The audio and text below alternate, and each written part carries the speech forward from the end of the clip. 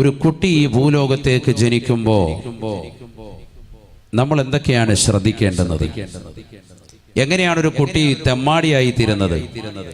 ഒരു സഹോദരി എങ്ങനെയാണ് ഒളിച്ചോടാൻ പ്രേരകമാകുന്നത്? എന്താണ് അതിനുള്ള കാരണം? എന്താണ് ഒളിച്ചോടുന്നു? അതിനെ 2 ആയത്ത് ഹദീസ് ഇട്ടിട്ട് അവരെ കൊണ്ട് കുലുക്കി കളയുക, അവരെ പേടിപ്പിക്കുക, അവരെ ഭീഷണിപ്പെടുത്തുക.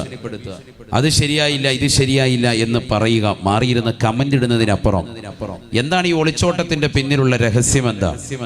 എന്താണ് നമ്മുടെ മക്കള് കഞ്ചാവിനും മറ്റുള്ളതിനുമൊക്കെ അടിമപ്പെടാനുള്ള കാരണം? അതിന്റെ കാര്യം മനസ്സിലാക്കി നമ്മൾ അവിടെ ഒന്ന് ശരിക്കൊന്നു ശ്രദ്ധ പതിപ്പിച്ചാൽ ഇൻഷാ അല്ലാഹ് ഈ വിഷയങ്ങളൊക്കെ ഇല്ലായ്മ ചെയ്യാൻ സാധിക്കും. അല്ലാഹു തൗഫീഖ് നൽകട്ടെ. നബിയുനാ റസൂലുള്ളാഹി സ്വല്ലല്ലാഹു അലൈഹി വസല്ലമ തങ്ങൾ ഉറപ്പെടുത്തുകയാണ്, കുല്ലു മൗലൂദിൻ യൂലദു അലൽ ഫിത്റ وإنما أبواه يهودانه وينصرانه أو يمجسانه. നബിയുനാ റസൂലുള്ളാഹി സ്വല്ലല്ലാഹു അലൈഹി വസല്ലമ തങ്ങൾ ഉറപ്പെടുത്തുകയാണ്, എല്ലാ കുട്ടികളും ഈ ലോകത്തേക്ക് പിറന്നു വീഴുന്നത് ശുദ്ധ പ്രകൃതിയിലാണ്, ശുദ്ധമായ പ്രകൃതിയിലാണ്. ഒരൊറ്റ കുട്ടി പോലും തിന്മയുടെ വക്താവായിട്ടല്ല ഈ ലോകത്തേക്ക് പ്രസവിക്കപ്പെടുന്നത്, നല്ല കുട്ടിയായിട്ടാണ്. ഫഅബവാഹു യുഹവ്വിദാനിഹി ഔ യുനസ്സിറാനിഹി ഔ യുമജ്ജിസാനിഹി.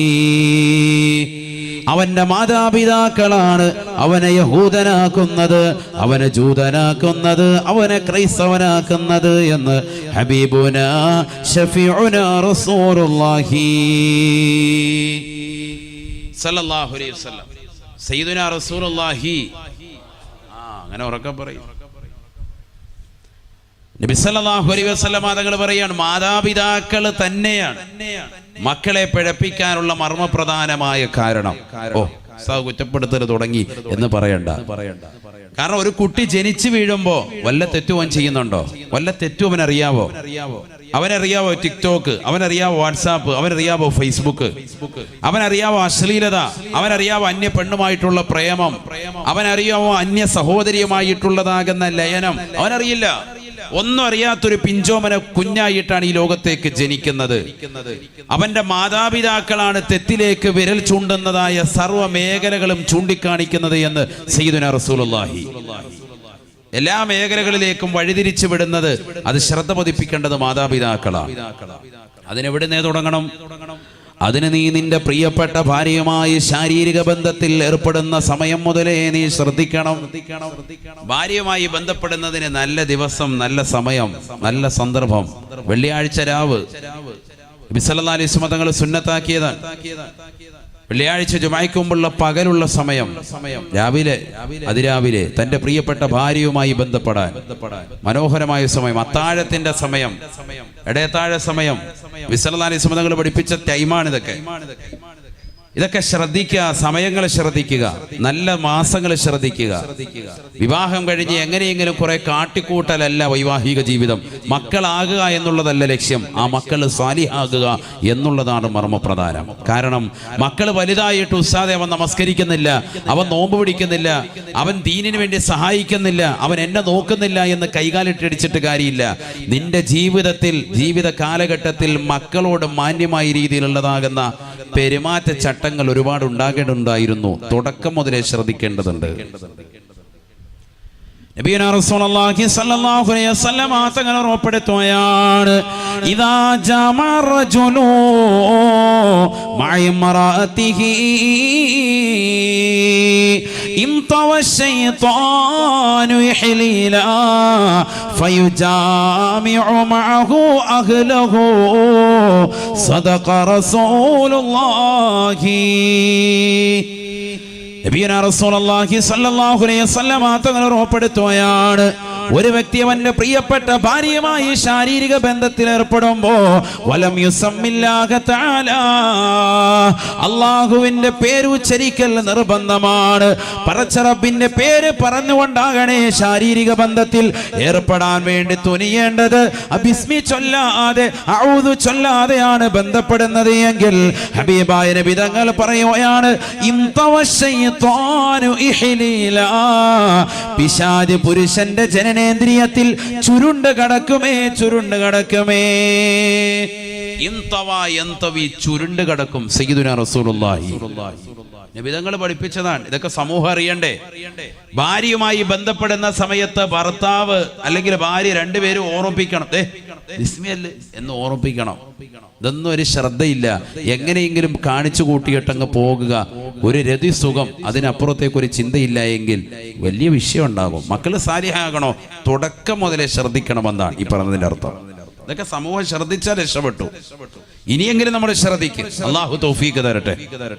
നബി സല്ലല്ലാഹു അലൈഹി വസല്ലം തങ്ങൾ ഉറപ്പെടുത്തുകയാണ്,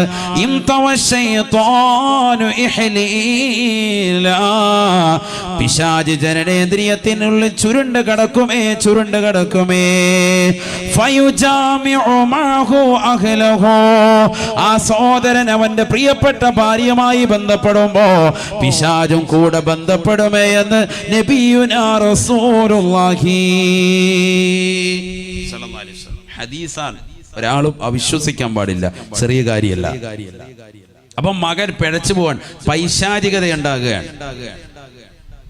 വിത്തിറക്കി അതിന്റെ കളകൾ നമ്മൾ നീക്കം ചെയ്യും, അല്ലേ?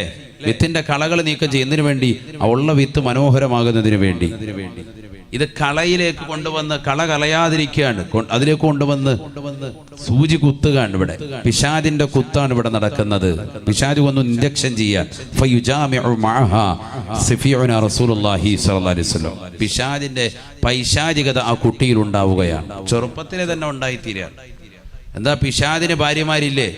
പിശാച് എന്തിനാ ഇങ്ങനെ മറ്റുള്ളവരെ പിഴപ്പിക്കാൻ നിൽക്കുന്നത്? ഭാര്യമാരുണ്ടല്ലോ. അതല്ലേ ബാത്റൂമിലേക്ക് കയറുമ്പോ ഇടതുകാല് വെച്ച് കയറുകയും നമ്മളോട് ദ്വാരക്കാൻ പറഞ്ഞ പ്രാർത്ഥന ഏതാണത്? അല്ലാഹുമ്മ ഇന്നി അഊദു ബിക മിനൽ ഖുബ്സി വൽ ഖബായിസി. ആൺ പിശാചുക്കളെ തൊട്ടും പെൺപിശാചുക്കളെ തൊട്ടും നിന്നോട് ഞാൻ കാവൽ തേടുന്നു അല്ലാ, നീ കാത്തിരക്ഷിക്കണേ അല്ലാ. ടോയ്ലറ്റിനുള്ളിലേക്ക് കയറുമ്പോൾ ഇടതുകാല് വെച്ച് കയറുന്ന മനുഷ്യൻ തലമറയ്ക്കുന്നതായ സഹോദരൻ സഹോദരി, ഇടതുഭാഗത്തിന്മേൽ ആസ്വദിച്ചുകൊണ്ട് വസ്ത്രം അല്പാൽപമായി മാറ്റിക്കൊണ്ട് ഔറത്ത് വെളിവാക്കിക്കൊണ്ട് ഇരുന്നു കൊണ്ട് മലമൂത്ര വിസർജനം നടത്തുമ്പോ നീ ചൊല്ലേണ്ടുന്നതായ പ്രാർത്ഥനയാണ്. അങ്ങോട്ട് കടക്കുമ്പോ തന്നെ ഏത്? അല്ലാഹുമ്മ ഇന്നി അഊദു ബിക മിനൽ ഖുബ്സി വൽ ഖബായിസി. ആൺപിശാചുക്കളെ തൊട്ടും പെൺപിശാചുക്കളെ തൊട്ടും നിന്നോട് ഞാൻ കാവൽ തേടുന്നു അല്ലാ. അപ്പൊ പെൺപിശാചുക്കളുണ്ട് എന്നാണ് ഇതിലൂടെ മനസ്സിലാകുന്നത്. വളരെ ശ്രദ്ധിക്കണേ. വേറെ ഒരു സ്ഥലത്തും പെൺപിശാചുക്കളെ തൊട്ട് കാവൽ തേടാൻ നിബിധങ്ങൾ പഠിപ്പിച്ചിട്ടില്ല. ബാത്റൂമിലല്ലാതെ, ടോയ്ലറ്റിൽ കിടക്കുമ്പോഴല്ലാതെ. എന്തുകൊണ്ട്? ടോയ്ലറ്റിൽ വലിയ വിഷയമാണ്. ഒരുപാട് ആളുകൾ അവിടെ പെട്ടുപോകുന്നുണ്ട്. ഇപ്പൊ മൊബൈലുമായിട്ട് എല്ലാവരും അങ്ങോട്ട് കയറുന്നു. എത്തിക്കാഫിന്റെ നീയത്ത് അവിടെ ഇരുന്നുകൊണ്ട് റാഹത്തായിട്ട് ഇതെല്ലാം നോക്കുക. Facebook, WhatsApp. രാവിലെ എഴുന്നേറ്റോണ്ട മൊബൈലുമായിട്ട് അങ്ങോട്ട് പോവുക. അല്ലാഹു നമ്മളെ കാത്തിരക്ഷിക്കട്ടെ. യൂറോപ്യൻ ക്ലോസറ്റ് ആണെങ്കിൽ കുറച്ച് കൂടുതൽ നേരം ഇരിക്കാം. പത്രവും കൂടി എടുത്തുകൊണ്ട് പോവാം, സൗകര്യമായി. പല്ല് അവിടെ ഇരുന്ന് തേക്കുക ഒരിക്കലും പാടില്ല. വളരെ ശ്രദ്ധിക്കേണ്ടതാണ്. അഊദു ബില്ലാഹ്, അല്ലാഹു നമ്മളെ കാത്തിരക്ഷിക്കട്ടെ. ഇതൊക്കെ ചെയ്യുന്ന ചെറുപ്പക്കാരന്റെ ധൃതിയാണ്. സമയമില്ലല്ലോ. അപ്പൊ എല്ലാം കൂടി ഒറ്റയടിക്കും, എല്ലാം കഴിയും. അപ്പിയിട്ട് കഴിയുമ്പോഴത്തേക്കും ബാക്കിയുള്ള പരിപാടി എല്ലാം കഴിയും. അതിനുവേണ്ടി ധൃതി കാണിക്കാൻ വളരെ ശ്രദ്ധിക്കണേ, ശ്രദ്ധിക്കണേ. ഹബീബായ റസൂലുള്ളാഹി സ്വല്ലല്ലാഹു അലൈഹി വസല്ലമ തങ്ങൾ പഠിപ്പിച്ച ദുആണ്. ഇതുവരെ ചെയ്യാത്തതാകുന്ന സഹോദരങ്ങളുണ്ടാകും, നിത്യമാക്കാത്തതായ ചെറുപ്പക്കാരുണ്ടാകും. ഇനി അങ്ങോട്ടുള്ള നിന്റെ ജീവിതത്തിൽ അനിവാര്യമാണ്, അനിവാര്യമാണ്. കാരണം നീ എത്രയോ രോഗികളെ മെഡിക്കൽ കോളേജിന്റെ വരാന്തകളിൽ കാണാൻ നിനക്ക് സാധിക്കും. നഊദു ബില്ലാഹ്, മലമൂത്ര വിസർജനം നടത്താൻ സാധിക്കാതെ ട്യൂബിട്ടുകൊണ്ട് പ്രയാസം അനുഭവിക്കുന്ന എത്രയോ ചെറുപ്പക്കാരുണ്ട്, എത്രയോ സഹോദരിമാരുണ്ട്. വളരെ പ്രയാസം അനുഭവിക്കുകയാണ്, വളരെ ബുദ്ധിമുട്ട് അനുഭവിക്കുകയാണ്. അല്ലാഹു സുബ്ഹാനഹു വ തആല നിനക്ക് നൽകിയ ആരോഗ്യ കാലഘട്ടത്തിൽ ടോയ്ലറ്റിനുള്ളിലേക്ക് പോകുമ്പോ സന്തോഷത്തോടുകൂടി പോകുന്ന സഹോദര, ഇടത് കാല് വെച്ചുകൊണ്ട് കയറണേ റസൂലുള്ള പഠിപ്പിച്ചതാണ്. ചെരുപ്പ് ധരിക്കണേ റസൂലുള്ള പഠിപ്പിച്ചതാണ്. തലമറക്കണേ റസൂലുള്ള പഠിപ്പിച്ചതാണ്. ഇടത് ഭാഗത്തിന്മേൽ ചെരിഞ്ഞിരിക്കണേ റസൂലുള്ള പഠിപ്പിച്ചതാണ്. ഇതൊന്നും ശ്രദ്ധിക്കാത്തതാകുന്ന സഹോദര, പിശാചുക്കളെ തൊട്ട് കാവൽ തേടണേ റസൂലുള്ള പഠിപ്പിച്ചതാണ്. അല്ലാഹുമ്മ ഇന്നി അഊദു ബിക മിനൽ ഖുബ്സി വൽ ഖബായിസി. ആൺപിശാചുക്കളെ തൊട്ടും പെൺപിശാചുക്കളെ തൊട്ടും നിന്നോട് ഞാൻ കാവൽ തേടുന്നു അല്ലാ, നീ കാത്തുരക്ഷിക്കണേ അല്ലാ. ഇത് പറയണം, നീ പറഞ്ഞേ പറ്റൂ. കാരണം മറ്റുള്ള രോഗികളാകുന്ന ആളുകളെക്കൊന്ന് കണ്ടെങ്കിൽ നീ ഉറക്കെ പറയും. ബുദ്ധിമുട്ടുന്ന ആളുകളുണ്ട്, മലവൊന്ന് അല്പം ഒന്ന് പുറത്തേക്ക് പോകാൻ വേണ്ടി പ്രയാസപ്പെടുന്നവർ, ട്യൂബിട്ടുകൊണ്ട് മൂത്രസഞ്ചിയിൽ നിന്ന് ട്യൂബിട്ടിട്ട് പുറത്തേക്ക് കളയാൻ വേണ്ടി വിഷമിക്കുന്ന ആളുകൾ. എത്ര ആളുകളുണ്ട് ഹോസ്പിറ്റലൈസ് ചെയ്ത് ലക്ഷക്കണക്കിന് രൂപ ചെലവഴിക്കാൻ ഇതൊന്ന് പുറത്തിടാൻ വേണ്ടി. നമുക്ക് വളരെ സുഗമമായ രീതിയിൽ ചെന്നിരുന്നാൽ മതി, നീ ആഗ്രഹിക്കുന്ന സമയത്ത് അങ്ങ് പോവാണ് പരിപൂർണമായ രീതിയിൽ. അപ്പൊ നീ പറയേണ്ടതാണ്, ആൺപിശാചുക്കളെ തൊട്ടും പെൺപിശാചുക്കളെ തൊട്ടും കാവൽ തേടുന്നു. അപ്പൊ പിശാചുക്കൾക്ക് ഭാര്യമാരുണ്ട്, പെണ്ണുങ്ങളുണ്ട്. പിന്നെ എന്തിനാ അവരിങ്ങനെ ചെയ്യുന്നത്? വിത്തിലവര് വിഷം ഇറക്കുകയാണ്, വിഷം നിറയ്ക്കലാണ്. ഇവൻ യഥാർത്ഥമാകുന്ന മുസ്ലിമാകരുത്, ഇവൻ മുഅ്മിനെന്ന നാമധാരിയാകണം, ഇവൻ കാഫിറിന്റെ പ്രവർത്തനം നടത്തണം, ഇവൻ അവിശ്വാസത്തിന്റെ പ്രവർത്തനം നടത്തണം, ഇവൻ കള്ളു കുടിച്ചുകൊണ്ട് നടക്കണം, ഇവന്റെ മക്കളും വ്യഭിചരിച്ചുകൊണ്ട് നടക്കണം, ഇവൻ സിനിമ കണ്ടുകൊണ്ട് നടക്കണം, ഇവൻ സിനിമാ ലോകത്തേക്ക് വിഹരിക്കണം, ഇവൻ റിയാലിറ്റി ഷോകളുമായി ബന്ധപ്പെട്ടുകൊണ്ട് നിലകൊള്ളണം, ഇവൾ അന്യന്റെ കൂടെ ഒളിച്ചോടാനുള്ളവളാണ്. അതിനു വേണ്ടിയുള്ളതാകുന്ന പ്രവർത്തനം പിശാച് തുടക്കത്തിലേ നടത്തുന്നു എന്ന് ഹബീബുനാ റസൂലുള്ളാഹി ആണ് മനസ്സിലാക്കേണ്ടത്. അവിടെ തുടങ്ങണം, അവിടെയാണ് ശ്രദ്ധിക്കേണ്ടത്. അടുത്ത ഘട്ടം, പിന്നെ ഭാര്യ പാലിൽ കുങ്കുമപ്പം കലക്കിയിട്ട് കുടിക്കലല്ല വേണ്ടത്. ഗർഭസ്ഥ ശിശുവിന് കൊടുക്കേണ്ടത് തഖ്വയാണ്. ഖുർആൻ ഓതണം, കാരണം ശുദ്ധിയുള്ള കാലഘട്ടമാണത്. 9 മാസവും 10 ദിവസവും ശുദ്ധിയാണ് നിനക്ക് പെണ്ണെ, നിനക്ക് ശുദ്ധിയാണ്. അശുദ്ധി ഇല്ലാത്തൊരു സമയം തുടർച്ചയായി കിട്ടാൻ ഇതുപോലൊരു പെണ്ണിന് സന്തോഷിക്കാനുള്ള സമയവും സന്ദർഭവും ഇല്ല. ഇബാദത്തിൽ മൊഴിയൻ, ഖുർആൻ ഓതിൻ, വിക്ർ ചൊല്ലിൻ, സ്വലാത്ത് ചൊല്ലിൻ, എത്രയോ ഖത്മുകൾ തീർക്കാൻ പറ്റും, എത്രയോ ഖത്മുകൾ തീർക്കാൻ പറ്റും.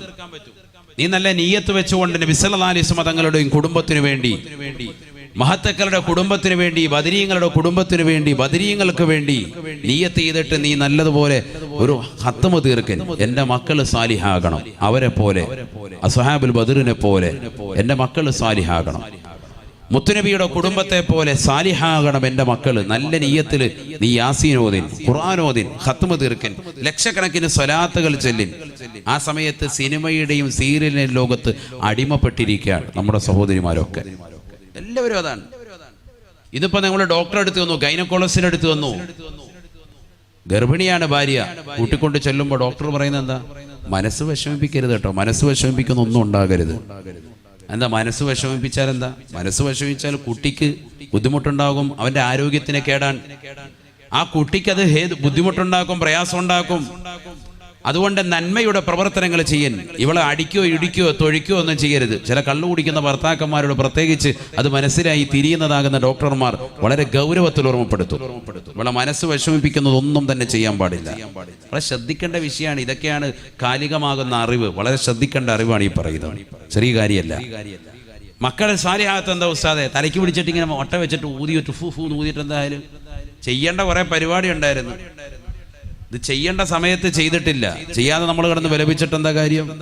ഇവനെന്താ ഉസ്താദ് നന്നാകാത്ത? ഒരുപാട് സ്ഥലത്ത് ഞാൻ കൊണ്ട് ഓതാൻ വിട്ട്, അവിടെ വിട്ട് ഇവിടെ വിട്ട്, രക്ഷയില്ല.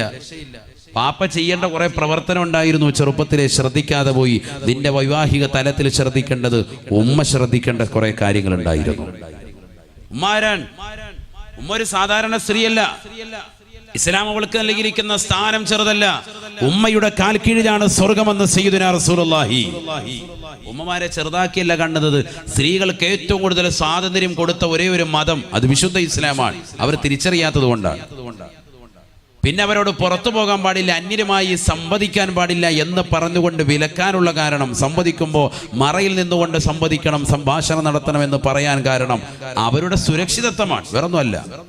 കാരണം ഇന്ന് നടക്കുന്ന വ്യഭിചാരങ്ങളും ഇന്ന് നടക്കുന്ന പ്രേമവിവാഹങ്ങളും എല്ലാം പരസ്പരം അങ്ങോട്ടും ഇങ്ങോട്ടും കൂടിക്കലരിന്റെ അവസാന ഭാഗമാണ് എന്നുള്ള തിരിച്ചറിവ് ലോകത്തിനുണ്ടായിക്കൊണ്ടിരിക്കുന്നു. അതുകൊണ്ടല്ലേ പാശ്ചാത്യ രാജ്യങ്ങളിലൊക്കെ ഇസ്ലാമിലേക്ക് ധാരാളം ആളുകൾ കടന്നു വരികയാണ്. നമ്മളിലുള്ളതാകുന്ന സഹോദരിമാർ 40 കഴിഞ്ഞ സഹോദരിമാരൊക്കെ ഒളിച്ചോടാൻ നിൽക്കാൻ, ഭർത്താവിനെ വഞ്ചിച്ചിട്ട് പുറത്തോട്ട് പോകാൻ നിൽക്കുക അന്യമതത്തിനോടൊപ്പം. നഊദു ബില്ലാഹ്, അല്ലാഹു കാക്കട്ടെ.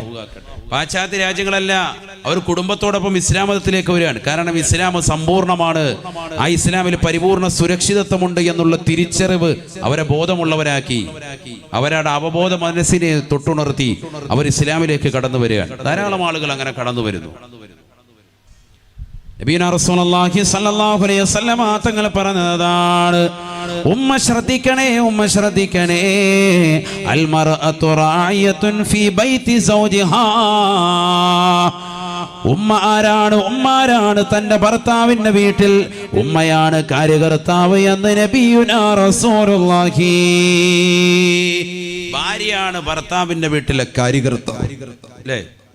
അവളാണ് കാര്യങ്ങളൊക്കെ ഡീൽ ചെയ്യേണ്ടത്. എത്ര കാര്യങ്ങൾ ഭർത്താവ് കൊടുത്ത സമ്പത്തിൽ ശ്രദ്ധ പതിപ്പിക്കണം. ഞാൻ ഇൻഷാ അല്ലാഹ് അതിലേക്ക് കടന്നു വരും.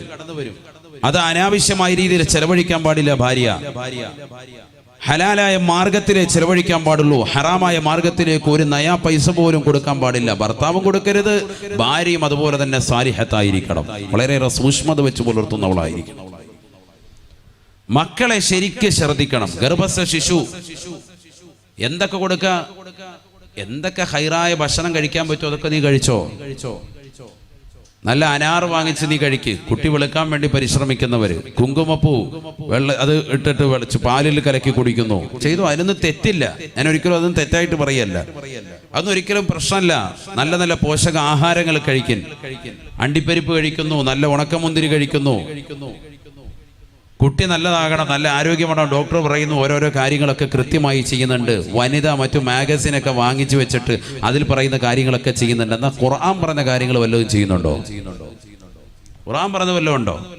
കുട്ടിക്ക് ആത്മീയമാകുന്ന ഒരു പോഷകം എന്തെങ്കിലും കൊടുത്തിട്ടുണ്ടോ? കുട്ടിക്ക് ആത്മീയമായ ഒരു പോഷകാഹാരം ഉമ്മ എന്തെങ്കിലും കൊടുത്തിട്ടുണ്ടോ? ഉമ്മയാണത് കൊടുക്കേണ്ടത്. കാരണം വാപ്പയുടെ കയ്യിൽ നിന്ന് പോയി, ഉമ്മയുടെ ഉദരത്തിലാണുള്ളത്. 9 മാസം ഇനി അവിടെ രൂപപ്പെട്ടു വരിക. 4 മാസമാകുമ്പോഴേക്ക് അവന്റെ ശരീരത്തിലേക്ക് ആത്മാവുതപ്പെടുന്നു. ശരീരത്തിന്റെ വളർച്ച പരിപൂർണമായി എത്തുന്നു. ഒരു കുട്ടിയുടെ രൂപഭാവത്തിലേക്ക് മാംസക്കട്ടയിൽ, രക്തക്കട്ടയിൽ നിന്ന് മാംസക്കട്ടയായി, മാംസക്കട്ടയിൽ നിന്ന് മനുഷ്യ കോലത്തിലേക്ക്, രൂപത്തിലേക്കും ഭാവത്തിലേക്കും 4 മാസമാകുമ്പോഴേ കുട്ടി രൂപപ്പെട്ടു വരുന്നു. അതിലേക്കാണ് ആത്മാവുതപ്പെടുന്നത്. 9 മാസമാകുമ്പോൾ എല്ലാം പൂർത്തിയായി. ആ കുട്ടി പുറത്തേക്ക് വരാൻ റെഡിയാകാൻ. കുട്ടി ഉള്ളിൽ നിന്നൊക്കെ കേൾക്കുക. ഉമ്മയുടെ ഖുർആൻ പാരായണം കേട്ടുകൊണ്ട് കുട്ടി വളരണം. ഒരു കണക്ഷൻ ഉണ്ടല്ലോ, പൊക്കിൾ കൂടി കണക്ഷൻ. ഉമ്മയുടെ എല്ലാ പ്രവർത്തനങ്ങളും കുട്ടി അറിയും, കുട്ടിയെ സ്വാധീനിക്കുമെന്നാണ്. അതുകൊണ്ട് ഗർഭസ്ഥ ശിശു കുട്ടി ഉള്ളിൽ കിടക്കുന്ന സമയത്ത് ശരിക്കും ഖുർആൻ ഓതട്ടെ. അങ്ങനെ ഒന്ന് ഓതിയൊരു കുട്ടി അവൻ സാലിഹാക്കാത്തുണ്ടെങ്കിൽ പറയും, പറ, ഞാൻ ഇത്രയും ഖുർആൻ ഓതിയിട്ട് അവൻ സാലിഹായില്ല, ഇവൻ വയറ്റിൽ കിടക്കുമ്പോൾ ഞാൻ ഇത്ര ഹത്തം തീർത്തിട്ടുണ്ടെന്ന് പറയുന്ന ഉമ്മമാരുണ്ടോ? ഞാൻ ഇത്ര ദിക്ർ ചൊല്ലിയിട്ടുണ്ട് എന്നിട്ട് ഇവൻ സാലിഹായില്ല, ഇവൻ വയറ്റിൽ കിടക്കുന്ന സമയത്ത് ഞാൻ ഇത്ര നന്മ ചെയ്തിട്ടുണ്ട്. 4 മാസം കഴിയുമ്പോൾ യാത്ര ചെയ്യാൻ പറ്റുമല്ലോ, അവനെയും കൊണ്ടൊരു യാത്ര പോകും. എവിടെയാ പോകേണ്ടത്? ഇലാ ഹദ്റത്തി റസൂലില്ലാഹി സ്വല്ലല്ലാഹു അലൈഹി വസല്ലം, മുത്തുനബിയുടെ ഹദ്റത്തിലേക്ക്. പരിശുദ്ധമായ ഒരു ഉംറ നിർവഹിച്ച് റസൂലുള്ളാഹിയുടെ അടുക്കൽ ചെന്ന് പൊട്ടിക്കരഞ്ഞ ദുആയിരക്ക്, അല്ലാഹുവേ, സാമ്പത്തികമുള്ളവരുടെ കാര്യമായി പറയുന്നത്, അല്ല ടൂറ് പോവല്ല, ലുലുമാളെന്ന് കണ്ടേക്കാം, അമ്മച്ചി വയറും വെച്ചുകൊണ്ട് അവിടെ കിടന്ന് തുള്ളുക, അവിടെ കറങ്ങുക. തിരുവനന്തപുരത്ത് ഒരു ലുലുമാൾ വരുന്നുണ്ട്, അത് കാണണം, അതിനുവേണ്ടി അവിടെ ഇപ്പോഴേ പോയി ക്യൂ നിൽക്കുക. ഇതാണ് കളി. നഊദു ബില്ലാഹ്, അല്ലാഹു നമ്മളെ കാത്തുരക്ഷിക്കട്ടെ. അതിലൊന്നും ഒരു അർത്ഥമില്ല. നമുക്ക് ആഖിറം ലക്ഷ്യമാക്കണം, ആഖിറം ലക്ഷ്യം വരണം. കാരണം ഈ കുട്ടി സാലിഹാകണം, അത് നമ്മുടെ മർമ്മപ്രധാനമാണ്. ഇല്ലെങ്കിൽ രക്ഷപ്പെടൂല. നമുക്കൊരു കുട്ടിയെ അള്ളാഹു നൽകി, ആ ഒരൊറ്റ കുട്ടി മതി രക്ഷപ്പെടാൻ. ഒരു കുട്ടി സാലിഹായിട്ടുണ്ടോ, നീ രക്ഷപ്പെട്ടു. അള്ളാഹു തൗഫീഖ് തരട്ടെ. ഈ പറയുന്ന രീതിയിൽ നിങ്ങളൊന്ന് പ്രവർത്തിച്ചു നോക്ക്, കുട്ടി ഉറപ്പായിട്ടും സാലിഹാകും. ഖുർആൻ എന്ന് പറഞ്ഞാൽ ചെറിയ കാര്യമാണോ? ഹബീബായ റസൂലുള്ളാഹി സ്വല്ലല്ലാഹു അലൈഹി വസല്ലമ തങ്ങളോട് ചോദിക്കുകയാണ്, അയ്യുൽ അഅമാലി അഹബ്ബു ഇലല്ലാഹി യാ റസൂലല്ലാഹ്. ഹബീബായ റസൂലുള്ളാഹി സ്വല്ലല്ലാഹു അലൈഹി വസല്ലമ തങ്ങളോട് ചോദിക്കുകയാണ്, അല്ലാഹുവിന്റെ റസൂലേ അല്ലാഹുവിന് ഏറ്റവും ഇഷ്ടപ്പെട്ടതായ അമലേതാണ്? അല്ലാഹുവിന് ഏറ്റവും ഇഷ്ടപ്പെട്ടതായ അമലേതാണ്? ഫഖാല റസൂലുള്ളാഹി സ്വല്ലല്ലാഹു അലൈഹി വസല്ലം, അല്ലാഹുവിന്റെ റസൂൽ പറയുകയാ, അൽ ഹാലു വൽ മുർതഹീൽ. ഹാലും മുർതഹീലുമാണ് സ്വഹാബ, ഹാലും മുർതഹീലുമാണ് സ്വഹാബ. ഖീല വമൽ ഹാലു വൽ മുർതഹീലു യാ റസൂലല്ലാഹ്. എന്താണ് ഹാൽ എന്ന് പറഞ്ഞാൽ, എന്താണ് മുർതഹീൽ എന്ന് പറഞ്ഞാൽ ഒന്ന് പറഞ്ഞു തരണേ റസൂലേ. ഫഖാല റസൂലുള്ളാഹി സ്വല്ലല്ലാഹു അലൈഹി വസല്ലം, ഹബീബായ നബി തങ്ങൾ പറഞ്ഞു കൊടുക്കുകയാണ്, ഇദാ ഖതമ ഖത്മതാ ഇസ്തനഫ ഖത്മതൻ ഉഖറാ. പരിശുദ്ധമായ ഖുർആൻ തുടക്കം മുതൽ അവസാനം വരെ പൂർത്തീകരിച്ചിട്ട് വീണ്ടും തുടങ്ങി വെക്കലാണ് സഹാബ, വീണ്ടും പൂർത്തീകരിക്കലാണ്, വീണ്ടും തുടങ്ങി വെക്കുന്ന പ്രവർത്തനമാ അല്ലാഹുവിന് ഏറ്റവും ഇഷ്ടപ്പെട്ട അമലാണ് എന്ന് ഹബീബായ റസൂലുള്ളാഹി. ആദരവായ പ്രവാചകനെ കൊടുത്തതാകുന്ന പരിശുദ്ധമായ ഖുർആൻ, വിശ്വാസികളുടെ കാറ്റലോഗ് എന്ന പരിശുദ്ധമായ ഖുർആൻ ജിബ്രീൽ അലൈഹിസ്സലാം മുഖേന അല്ലാഹു സുബ്ഹാനഹു വ തആല മുത്തുനബിയുടെ കൈകളിലേക്ക് നൽകിയതായ പരിശുദ്ധമായ ഖുർആൻ കാഫിരീങ്ങളടക്കം ലോകത്തുള്ള സർവരോടും വെല്ലുവിളിച്ചില്ലയോ, ഈ പരിശുദ്ധമായ ഖുർആനിൽ നിങ്ങൾ സംശയാലുക്കളാണ് എങ്കിൽ ഫൗതു ബിസൂറത്തിൻ മിൻ മിസ്ലിഹി, ഇതിന് തത്തുല്യമായി ഒരു സൂറത്തോ ഒരു ആയത്തോ നിങ്ങൾ കൊണ്ടുവരണേ. സാധിക്കില്ല. പരിശുദ്ധമായ ഖുർആനെ തത്തുല്യമായി ഇട്ടുന്നവരെ ഒരാൾ കൊണ്ടുവന്നിട്ടില്ല. അതിന്റെ ഫസാഹത്തും അതിന്റെ ബലാഗത്തും അത്രമേൽ വ്യാപ്തിയാണ്. ആ പരിശുദ്ധമായ ഖുർആനോദലാണ് അല്ലാഹുവിന് ഏറ്റവും ഇഷ്ടപ്പെട്ട അമൽ എന്ന് ഹബീബായ റസൂലുള്ളാഹി. എന്റെ മകൻ സാലിഹാകണം, എന്റെ മകൻ ഹാഫിളാകണം, എന്റെ മകൻ ആലിമാകണം, പാരത്രിക ലോകത്ത് എന്റെ മക്കളെ കൊണ്ട് എനിക്ക് വിജയിക്കണമെന്ന് ലക്ഷ്യം വെച്ചുകൊണ്ട് കരുനാഗപ്പള്ളിയിലുള്ള പ്രിയപ്പെട്ട സഹോദരി, നീ പരിശുദ്ധമായ ഖുർആൻ ഓതിയിട്ടുണ്ടോ? നിന്റെ പ്രിയപ്പെട്ട മകനെ ഗർഭസ്ഥ ശിശുവായി പടച്ചറബ് നൽകിയപ്പോ ഖുർആൻ ഓതിക്കൊണ്ട് നീ മകനെ പരിചയപ്പെട്ടിട്ടുണ്ടോ? നിന്റേതാകുന്നവരെ കണക്ഷൻ പൊക്കിൽ കൂടി ബന്ധം നിന്റെ പ്രിയപ്പെട്ട കുട്ടിയിലേക്ക് അല്ലാഹു നൽകിയിരിക്കുകയല്ലയോ? നീ കഴിക്കുന്ന ഭക്ഷണത്തിന്റെ ഒരു ഭാഗം കുട്ടിയിലേക്ക് എത്തുകയല്ലയോ? നീ ശ്വസിക്കുമ്പോൾ കുട്ടിയും അതിലൂടെ ശ്വസന പ്രക്രിയ നടത്തുകയല്ലയോ? നീ എന്തേ വിശുദ്ധ ഖുർആൻ നിന്റെ ശാസ്ത്രോച്ഛാസമാക്കാത്തത്? നീ വിക്രന്തേ, വിശുദ്ധമായ വിക്രന്തേ നിന്റെ ശ്വാസത്തിലൂടെ കടത്തിവിടാത്തത്? ലാ ഇലാഹ ഇല്ലല്ലാഹ് ദിക്ർ, സലാത്ത് അധികരിപ്പിക്കാത്തത്, സുബ്ഹാനല്ലാഹ് അധികരിപ്പിക്കാത്തത്, അൽഹംദുലില്ലാഹ് അധികരിപ്പിക്കാത്തത് എന്തുകൊണ്ടാണ്? ഹബീബായ റസൂലുള്ളാഹി സ്വല്ലല്ലാഹു അലൈഹി വസല്ലം തങ്ങൾ പറയുകയാ, ഒരു കുട്ടി സാലിഹാകണോ മാതാപിതാക്കളെ ശ്രദ്ധിക്കണേ. ഹബീബായ റസൂലുള്ളാഹി സ്വല്ലല്ലാഹു അലൈഹി വസല്ലം മാതാപിതാക്കളെ ശ്രദ്ധിക്കാതെ ആരും കുറ്റപ്പെടുത്തിയിട്ട് കാര്യമില്ല. നമ്മൾ കൊണ്ട് മദ്രസ കൊണ്ട് വിട്ടു, എൻ്റെ പള്ളിയിലെ ഉസ്താദിനോട് പറയും, ഉസ്താദേ ഒഴിച്ചാൽ ശരിയായില്ല കേട്ടോ, അതിലെ അവനെ കണ്ടില്ല, അവനിങ്ങനെ കുരുത്തക്കേട് കാണിച്ചു. എന്താ കാണിക്കുക? ഇതിന് മുമ്പുള്ള കാര്യം ഇപ്പൊ ഈ പറഞ്ഞുകൊണ്ടിരിക്കുന്നത്. ഇതൊക്കെ ചെയ്തിട്ടുണ്ടെങ്കിൽ ഓക്കെ, മകൻ റെഡിയാവും. ഇല്ലെങ്കിൽ പണി കൂടുതലുണ്ട്. നന്നാകത്തില്ല എന്നല്ല, പണി ഒരുപാട് പണിയെടുക്കേണ്ടി വരും. എന്താ ഉസ്താദേ? അത് പറഞ്ഞുതരാം. ഞങ്ങളൊക്കെ ഇപ്പൊ പെട്ടിരിക്കുക ഉസ്താദേ. കാരണം ദേ ഇരിക്കുന്നുണ്ട്, 25 വയസ്സായി, ദേ അടുത്തൊന്നും ഇരിപ്പുണ്ട്. ഉസ്താദ് പറയുന്ന കാര്യങ്ങളൊക്കെ എല്ലാം കഴിഞ്ഞിരിക്കുക. ഇനിയിപ്പോൾ എന്താ ചെയ്യേണ്ടത് എന്ന് കരുതിയിരിക്കുന്ന ഒരുപാട് പേരുണ്ട് അല്ലേ? മക്കളായി, നമ്മളൊക്കെ ഇതിൽ നിന്ന് റിട്ടയർഡായി, എല്ലാം കഴിഞ്ഞിട്ട് ഇരിക്കുക. ഇനിയിപ്പോൾ എന്താ ചെയ്യുന്ന ഉസ്താദ് എന്ന് കരുതിയിട്ടിരിക്കുന്നവരുണ്ടാവും. ഇവരെങ്ങനെ നന്നാവും എന്ന് കരുതിയിരിക്കുന്ന മാതാപിതാക്കളുണ്ടാവും. അതിനുള്ള വഴി പറഞ്ഞു തരും ഇൻഷാ അല്ലാഹ്. അല്ലാഹു തൗഫീഖ് തരട്ടെ. മർമ്മപ്രധാനമായി എന്റെ മകൻ ഉമർ ഇബ്നുൽ ഖത്താബിനെ പോലെ ആയില്ലല്ലോ റളിയല്ലാഹു അൻഹു, ഖാലിദ് ബിൻ വലീദ് റളിയല്ലാഹു അൻഹുവിനെ പോലെ ആയില്ലല്ലോ എന്ന് വിഷമിക്കുന്ന മാതാപിതാക്കൾ ഉണ്ടാകും. അവരോടാ പറയുന്നത്, ആ കോലത്തിലാകണമെങ്കിൽ പണി ഇച്ചിരി കൂടുതൽ എടുക്കണം. അത് തുടക്കത്തിലേ ശ്രദ്ധിക്കണമായിരുന്നു. എന്നാ ശരിയായേനെ. ഇനിയുള്ള യുവാക്കളുണ്ടാവുമല്ലോ, ചെറുപ്പക്കാരുണ്ടാകും, സഹോദരിമാരുണ്ടാകും. ഇനി ശ്രദ്ധിക്കാൻ നിങ്ങൾക്ക് അല്ലാഹു തൗഫീഖ് തരട്ടെ. ശരിക്കും ശ്രദ്ധിക്കണം. എല്ലാം ഇതൊരു നിസ്സാര കാര്യമല്ല. നിന്റെ ഭാര്യയുമായി ശാരീരിക ബന്ധത്തിൽ ഏർപ്പെടുന്നത് പോലും സ്വതക്കയാണെന്ന് പഠിപ്പിച്ച മതമാണ് പരിശുദ്ധ ഇസ്ലാം. മനസ്സിലാക്കണം. ഭാര്യയുമായി ബന്ധപ്പെടുന്നത് പോലും ദീനിന്റെ ഭാഗമാണ്, കൂലി കിട്ടുന്ന കാര്യമാണ്. നമ്മൾ ഇന്ന് വരെ അങ്ങനെ ചിന്തിച്ചിട്ടുണ്ടോ?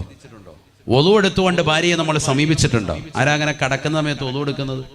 തങ്ങാൻ പോലെ ഭാര്യയെ തൊട്ട ഒളു മുറിയെന്നും പറയുന്നുണ്ട് മുസ്ലിയാർ. പിന്നെ എന്തിനാ ഇനിയിപ്പോൾ തൊടുന്നത്, ഒളു എടുക്കുന്നത്? അങ്ങനെയല്ല, ഒളു എടുത്തിട്ട് തന്നെ കിടപ്പറയിൽ വരണം. തൊടട്ടെ തൊടാതിരിക്കട്ടെ, അത് വേറെ വിഷയമാണ്. പരിശുദ്ധ ദീൻ പഠിപ്പിച്ചത് അതാണ്. കിടപ്പറയിലേക്ക് കിടക്കുമ്പോഴത്തേക്ക് ഒളു വേണം. ആരോടെ ഒളു എടുക്കുന്നത്? ഒളു നിത്യമാക്കുന്നത് ആരാ ഉള്ളത്? ഹബീബ റസൂലുള്ളാഹി സ്വല്ലല്ലാഹു അലൈഹി വസല്ലമ തങ്ങൾ സ്വർഗ്ഗത്തിലേക്ക് ചെല്ലുകയാണ്. പരിശുദ്ധമായ ഇസ്റാ മിഅ്റാജിന്റെ രാവിൽ നബി സല്ലല്ലാഹു അലൈഹി വസല്ലമ തങ്ങളെ ബഹുമാനപ്പെട്ടതാകുന്ന ജിബ്രീൽ അലൈഹിസ്സലാം മുഖേന സ്വർഗ്ഗം അല്ലാഹു കാണിച്ചു കൊടുക്കുകയാണ്. ഹബീബായ റസൂലുള്ളാഹി സ്വല്ലല്ലാഹു അലൈഹി വസല്ലമ തങ്ങൾ ആ സ്വർഗ്ഗത്തിൽ മനോഹരമായ ഒരു കെട്ടിടം കാണുകയാ. സുബ്ഹാനല്ലാഹ്, ആരുടെയാണ് ഈ കെട്ടിടമെന്ന് ജിബ്രീലിനോട് ചോദിക്കുമ്പോൾ ജിബ്രീൽ അലൈഹിസ്സലാം പറയുകയാണ്, ഇത് ബിലാൽ ഇബ്നു റബാഹിന്റെ കൊട്ടാരമാണ് റസൂലേ, ഇത് ബിലാലിന്റെ കൊട്ടാരമാണ് റസൂലേ, ഇത് കറുത്ത മുത്തിൻ്റെതാകുന്ന കൊട്ടാരമാണ് റസൂലേ. ഹബീബായ റസൂലുള്ളാഹി സ്വല്ലല്ലാഹു അലൈഹി വസല്ലമ തങ്ങൾ പരിശുദ്ധമായ മിഅ്റാജ് കഴിഞ്ഞിട്ട് തിരിച്ചു വന്നപ്പോ തന്റെ പ്രിയപ്പെട്ട അനുയായികളോട് സംഭവം വിവരിക്കുകയാണ്. കൂട്ടത്തിൽ കേട്ടിരുന്ന ബിലാൽ ഇബ്നു റബാഹ് പൊട്ടിക്കരയുകയാണ്. തനിക്ക് ഇത്രത്തോളം വലിയ സന്തോഷമാകുന്ന വാർത്തയല്ലേ കിട്ടിയിരിക്കുന്നത്? സ്വർഗത്തിൽ മനോഹരമാകുന്ന കൊട്ടാരം, മാണിക്യത്താലുള്ള പവിഴത്താലുള്ളതാകുന്ന മുത്തിനാടുള്ള കൊട്ടാരം, കറുത്ത മുത്തിന് അല്ലാഹു സുബ്ഹാനഹു വ തആല നേരത്തെ തന്നെ പണിതിരിക്കുന്നു എന്ന് കേട്ടപ്പോ ബിലാൽ ഇബ്നു റബാഹ് റളിയല്ലാഹു തആല അൻഹു സന്തോഷം കൊണ്ട് പൊട്ടിക്കരയുകയാണ്. ഹബീബായ റസൂലുള്ളാഹി സ്വല്ലല്ലാഹു അലൈഹി വസല്ലമ തങ്ങൾ ബിലാലിനോട് ചോദിക്കുകയാണ്, ബിലാലേ പറയൂ ബിലാലേ, ഈ നിന്റെ കൂട്ടുകാരൊന്ന് കേൾക്കട്ടെ, നീ എന്ത് അമലാണ് പ്രത്യേകമായി ചെയ്തിട്ടുള്ളത്? ബിലാൽ ഇബ്നു റബാഹ് റളിയല്ലാഹു തആല അൻഹു പറയുകയാണ്, റസൂലേ പ്രത്യേകമായ അമലും എൻ്റെ ജീവിതത്തിൽ ഒന്നുമില്ല. അവിടുന്ന് കാണുന്നത് പോലെ എൻ്റെ കൂട്ടുകാരെ ചെയ്യുന്നത് പോലെയല്ലാതെ, നമസ്കാരം നിലനിർത്തുന്നത് പോലെയല്ലാതെ മറ്റൊരു പ്രത്യേകമായ അമലും എനിക്കില്ല റസൂലേ. പക്ഷെ ഒരു കാര്യമുണ്ട്, ഞാൻ കൃത്യമായി എപ്പോഴും ഒളു എടുക്കുന്ന വ്യക്തിയാണ്. പള്ളിയുടെ മിനാരങ്ങളിൽ നിന്ന് ശ്രവണസുന്ദരമായ ബാങ്ക് മുഴക്കാൻ ഞാൻ പള്ളിയിലേക്ക് എത്തുമ്പോൾ എപ്പോഴും ഒളു എടുക്കുന്ന വ്യക്തിയാണ്, നിത്യമായി ഒളു എടുക്കുന്ന വ്യക്തിയാ. ഒളു എടുത്തു കഴിഞ്ഞാൽ 2 റക്അത്ത് ഒളുവിന്റെ സുന്നത്ത് നമസ്കരിക്കാറുണ്ട്.